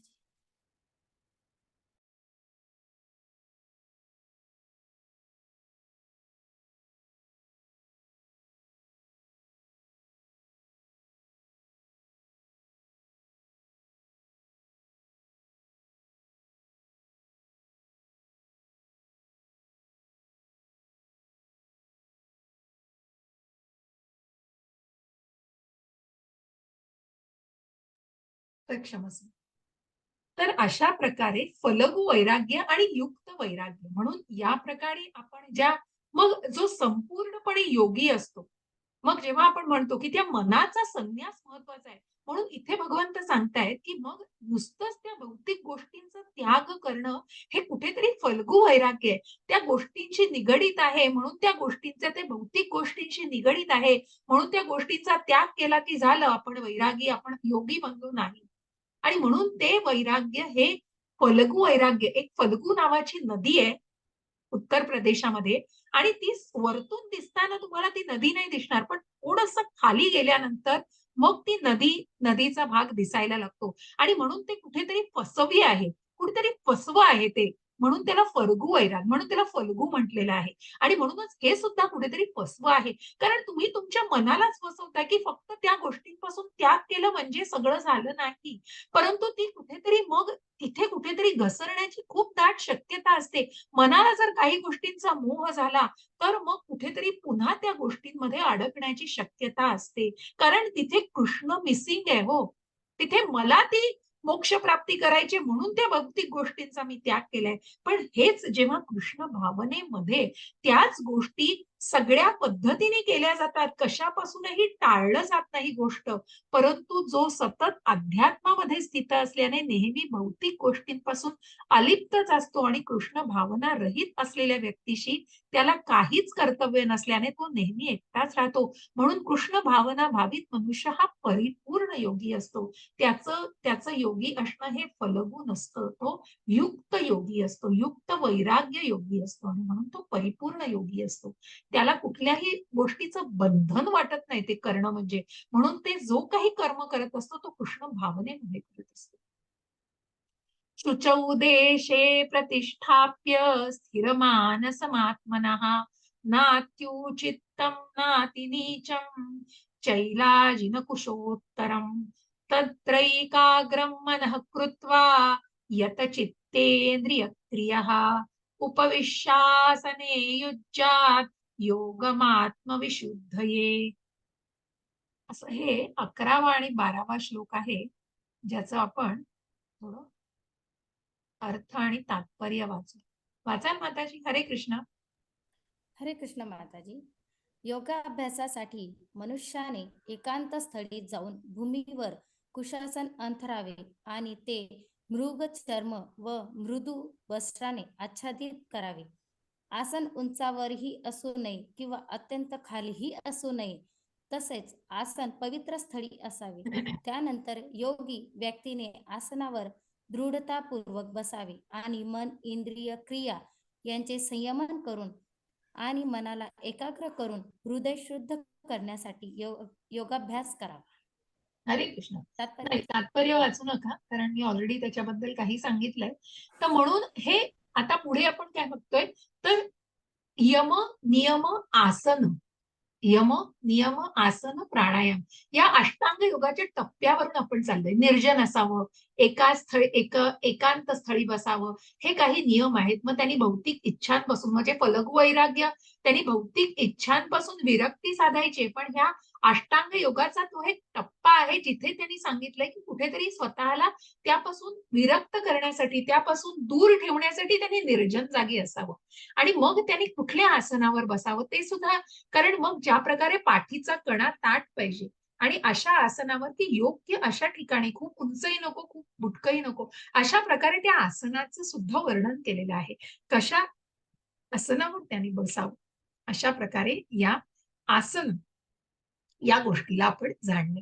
समं काय शिरो ग्रीवं धारयन्नचलं स्थिरः संप्रेक्ष नासिकाग्रं स्वं दिशश्चानवलोकयन् प्रशान्तात्मा विगतभिः ब्रह्मचारी व्रते स्थितः मनः संयम्य युक्त आसीत मत्परः. हरे कृष्ण माताजी. एक मिनिट. हा. हरे कृष्ण. मनुष्याने आपले शरीर, मान आणि मस्तक उभ्या सरळ रेषेत धरावे आणि नासिकायाकडे नासिकाग्राकडे, नासिकाची अग्र म्हणजे आपल्या नाकाची जी अग्र आहे, नासिकेची जी ओपनिंग आहेत त्या अग्राकडे बघावे. अच्छा, हा आता दिसते. नासिकाग्राकडे स्थिर दृष्टीने पाहावे. याप्रमाणे अविचलित आणि संयमित मनाने भयरहित होऊन कामजीवनापासून पूर्णपणे मुक्त होऊन त्याने हृदयात माझे ध्यान करावे आणि मला जीवनाचे परम लक्ष्य करावे. हरे कृष्ण. नाही नाही, ठीक आहे. आपण या सगळ्यावरती चर्चा करूनच पुढे चाललोय, त्याच्यामुळे तात्पर्यामध्ये साधारण कमी अधिक स्वरूपात तेच दिलेलं आहे. म्हणून ज्याच्याविषयी आपण की यम नियम आसन आणि आता ध्यान धारणा, मग प्राणायाम आपण करणार आहोत. मग आसन आणि प्राणायाम, मग त्याच्यामध्ये आपलं शरीर, मान, मस्तक उभ्या सरळ रेषेत धरावं. मग सगळं, मग आसन असं असावं की उंच नाही, बुटकं नाही, आणि त्याच प्रकारे आपण स्वतःचा पाठीचा कणा ताठ असावा, नासिकाग्राकडे ते लक्ष केंद्रित असावं, अविचलित मनाने, कुठल्याही काम वासनेशिवाय ते मन. मग हे जे मन आहे ना, इथे या मनाला मार्गदर्शन करणं चालू, या मनाला एकाग्रतेच्या त्या भावनेकडे नेण्याच्या दृष्टीने हे प्रयत्न आहेत. आणि ते प्रयत्न करण्यासाठी या सगळ्या गोष्टींच्या अनुषंगाने, या सगळ्या गोष्टींच्या मदतीने ते केले जातात. आणि म्हणून मग त्याने हृदयात माझे ध्यान करावे आणि मला जीवनाचं परम लक्ष करावं. आता इथे सांगताना आपल्याला जाणायचंय की मग अशा प्रकारचं ध्येय कसं असावं, की अंतर्यामी विष्णुमूर्ती म्हणजे मनुष्याच्या हृदयात वास करणारे श्रीकृष्णांचं विस्तारित रूप आहे. या विष्णू मूर्तीचा साक्षात्कार करणे हा ज्यांचा उद्देश नाही, तो विनाकारण नकली योगाभ्यासामध्ये गुंतलेला आहे आणि त्याचा योगाभ्यास म्हणजे निश्चित वेळेचा अपव्यय आहे. श्रीकृष्ण हेच जीवनाचं अंतिम ध्येय आहे आणि मनुष्याच्या हृदयात स्थित असलेली विष्णुमूर्ती ही योगाभ्यासाचं उद्दिष्ट आहे.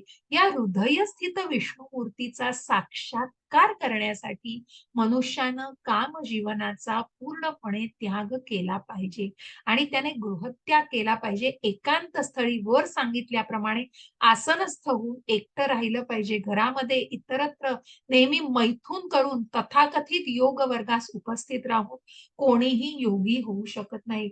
आपण जे भौतिक जगामध्ये जो योग बघतो ना, मग योगासनं आणि मग मेडिटेशन, एकाग्रता, मेडिटेशन गरज आहे, पण त्या मेडिटेशनचं स्वरूप काय?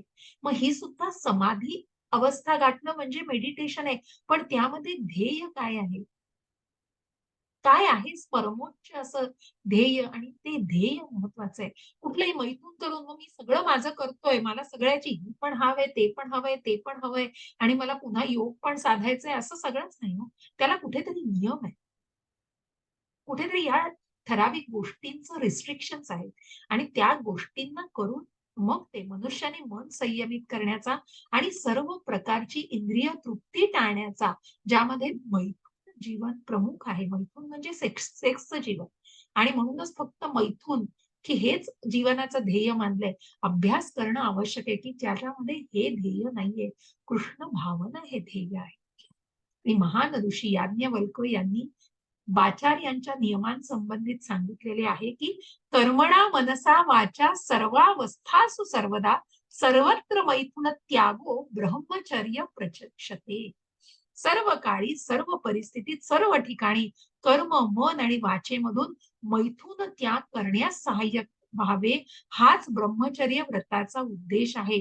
मैथुन भोग करून कोणीही योगाभ्यासाचा योग्य प्रकारे अभ्यास करू शकत नाही. म्हणून ब्रह्मचर्याचं प्रशिक्षण मनुष्याला बाल्यावस्थेपासूनच, जेव्हा मनुष्याला मैथुन जीवनाचं ज्ञान नसते तेव्हापासूनच देण्यात येते. 5 वर्षे वयाच्या मुलांना गुरुकुल किंवा आध्यात्मिक गुरुच्या आश्रमात पाठविले जाते आणि गुरु त्या लहान मुलांना ब्रह्मचर्यात राहण्याची कडक शिस्त शिकवतात. म्हणून जेव्हा मौंज विधी केले जातात ना, तेव्हा गुरुकुलात पाठवलं जातं.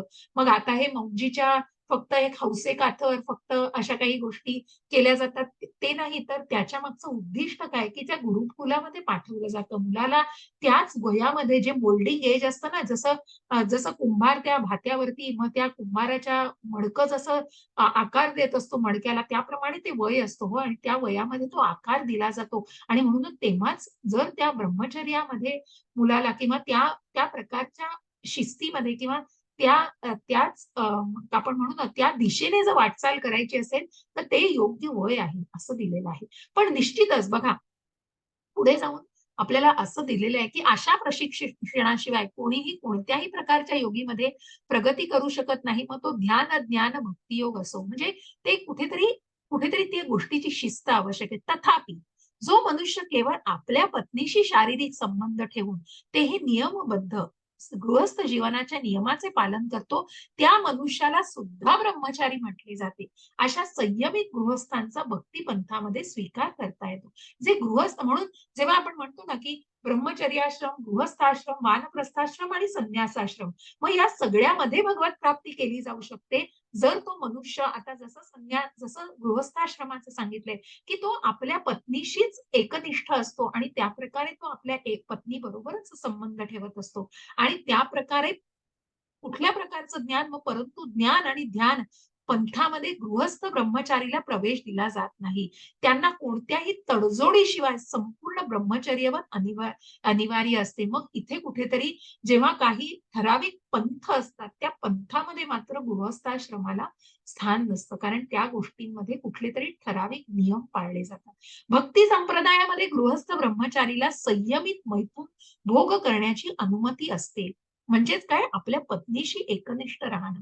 कारण भक्ती योग इतका प्रभावी आहे की दिव्य भगवत सेवेत युक्त झाल्यामुळे आपोआपच मैथुन भोगाच्या आकर्षणापासून मनुष्य मुक्त होतो आणि म्हणून त्याला वेगळे प्रयास करावे लागत नाही.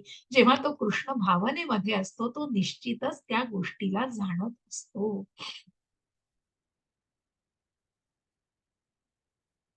युञ्जनेवं सदा आत्मानं योगी नियतमानसः शान्ति निर्वाण परमा मत्स संस्थाम गदिगच्छति. हरे कृष्ण माताजी. हरे कृष्ण. याप्रमाणे शरीर, मन आणि क्रिया यांच्या संयमांचा निरंतर अभ्यास करून मन संयमित झालेला योगी भौतिक जीवनाचा लय करून भगवत धामाची म्हणजेच श्रीकृष्णांचे निवास प्राप्ती करतो. हरे कृष्ण. तात्पर्य वाचाल माताजी. हो माताजी. तात्पर्य: योगाभ्यासाच्या अंतिम उद्देशाचे स्पष्टीकरण आता करण्यात येत आहे. कोणत्याही प्रकारच्या भौतिक सुविधा प्राप्त करण्यासाठी योगाभ्यास नसून भौतिक अस्तित्वाचा लय करण्यासाठी योगाभ्यास असतो. भगवद्गीतेनुसार जो मनुष्य आपले शारीरिक स्वास्थ्य सुधारण्यासाठी किंवा भौतिक सिद्धीची प्राप्ती करण्यासाठी योगाभ्यास करतो तो योगी नव्हे. तसेच भौतिक अस्तित्वाचा लय म्हणजे शून्यात प्रवेश नव्हे. हे शून्यत्व म्हणजे केवळ एक कल्पना आहे. भगवंतांच्या सृष्टीमध्ये कोठेही शून्य नाही. उलट भौतिक अस्तित्वाच्या लयाने मनुष्याला आध्यात्मिक विश्वात भगवत धामात प्रवेश करणे शक्य होते. भगवत धामाचेही स्पष्ट वर्णन भगवद्गीतेत करण्यात आले आहे. भगवत धाम म्हणजे असे ठिकाण आहे की ज्या ठिकाणी सूर्य, चंद्र किंवा विद्युत शक्तीची मुळीच आवश्यकता नसते. नाही, भौतिक विश्वातील सूर्याप्रमाणेच आध्यात्मिक जगतातील सर्व सर्व ग्रहलोक हे स्वयंप्रकाशित आहेत. भगवंतांचे राज्य हे सर्वव्यापी आहे. परंतु आध्यात्मिक विश्व आणि त्यातील ग्रहलोक यांना परमधाम असे म्हटले जाते. स्वतः भगवंतांनी या ठिकाणी सांगितल्याप्रमाणे मच्चित, मत्पर, परहा. मत्स्थानम. हा, बरोबर. मच्चित्त, मच्चित्त माताजी चलच आहे ना, मच्चित्त, हो मत्परहा, मत्थान. हो, ज्याला श्रीकृष्णांचे पूर्ण ज्ञान आहे असा एक परिपूर्ण योगी वास्तविक शांती प्राप्त करून अंततः त्यांच्या परमधामाची कृष्णलोक किंवा गोलोक वृंदावनाची प्राप्ती करतो. ब्रह्मसंहितेमध्ये 5.37 सांगण्यात आले आहे की गोलोक यव निवसत्य खिलात्मभूत भूतः. भगवंत जरी आपल्या गोलोकधामामध्ये नित्य निवास करीत असले तरी आपल्या श्रेष्ठ आध्यात्मिक शक्तीद्वारे ते सर्वव्यापी ब्रह्म आणि अंतर्यामी परमात्मा म्हणून सर्वत्र उपस्थित असतात. श्रीकृष्णांच्या किंवा त्यांच्या विस्तारित विष्णू रूपाच्या योग्य ज्ञाना वाचून कोणीही आध्यात्मिक विश्वात, वैकुंठ लोकात किंवा भगवंतांच्या शाश्वत धामात गोलोक वृंदावन प्रवेश करू शकत नाही. म्हणून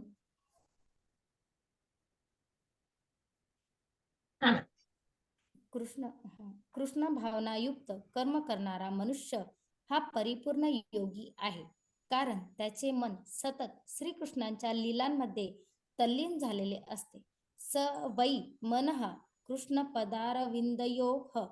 वेदांमध्येही श्वेताश्वतरोपनिषद 3.8 आपण पाहतो की तमेय विदित्वाती मृत्युमेती. केवळ भगवान श्रीकृष्णांचे ज्ञान झाल्यानेच मनुष्य जन्म मृत्यूच्या चक्रातून पार पडू शकतो.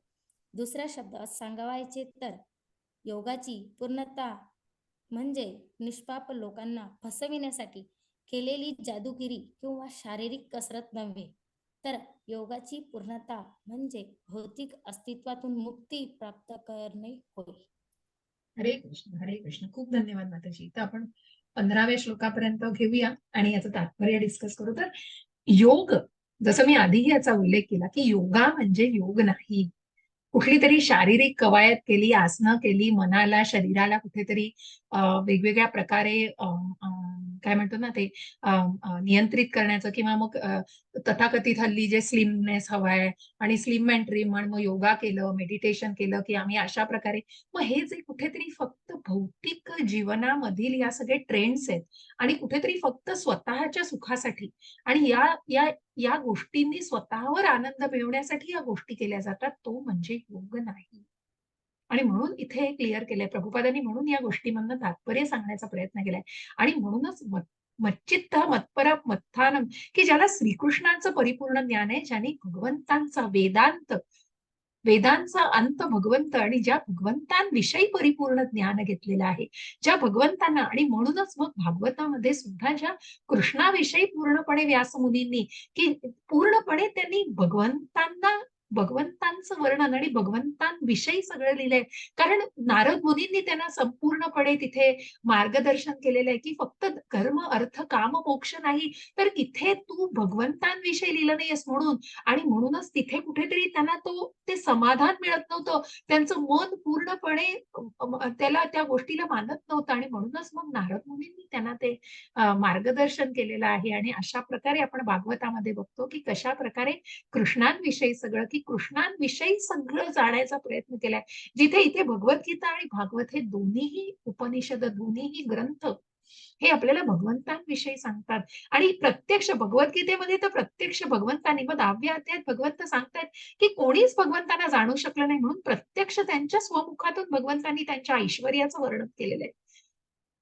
की मग जे 4 ऋषी आहेत मनूपासून, मग ज्यांच्या इच्छेपासूनच, भगवंतांच्या इच्छेपासून ज्यांची निर्मिती झालेली आहे, त्यांना भगवंतांचं मूळ माहिती नाहीये, देवी देवतांना सुद्धा माहिती नाहीये. आणि म्हणूनच जिथे यशोदा, देवकी मातेच्या उदरातून देवकी माता जेव्हा जन्म देणार होती आणि तेव्हा जेव्हा प्रकट होणार होते भगवंत, तेव्हा त्या त्या ठिकाणी सगळ्या देवी देवता तिथे उपस्थित होत्या भगवंतांचं ते दुर्मिळ असं रूप बघण्यासाठी. कारण ज्यांचं मूळ आणि ज्या ज्या जे बीज देणारे पिता आहेत, त्यांचं मूळ कुणालाच माहिती नाही, आणि म्हणून प्रत्यक्ष भगवंत याचं वर्णन भगवद्गीतेत सांगतायत. आणि मग व्यासमुनींनी ते भागवतामध्ये सगळं भगवंतांविषयीच वर्णन केलेलं आहे. अशा भगवंतांविषयीचं ज्ञान जो परिपूर्ण प्रकारे घेतोय, तो निश्चितच भगवत धामामध्ये जातो. जिथे जिथे सूर्य-चंद्राचं, मग मग भगवंतांचे डोळे हे सूर्य-चंद्र आहेत हो. आणि तिथे कुठल्याही इलेक्ट्रिसिटीची, कुठल्याही वेगळ्या कृत्रिम अशा ह्याची आवश्यकताच नाही. जिथे भगवंतांपासूनचं जे तेज आहे, त्यांनीच सगळं तिथे प्रकाशित झालेलं आहे. पूर्ण गोलोकधाम त्यांनी प्रकाशित झालेलं आहे. अशा प्रकारे त्याला परमधाम म्हटलेलं आहे, आणि म्हणून त्या गोलोक वृंदावनाला परमधाम म्हटलेलं आहे. असं ते आध्यात्मिक विश्व आहे.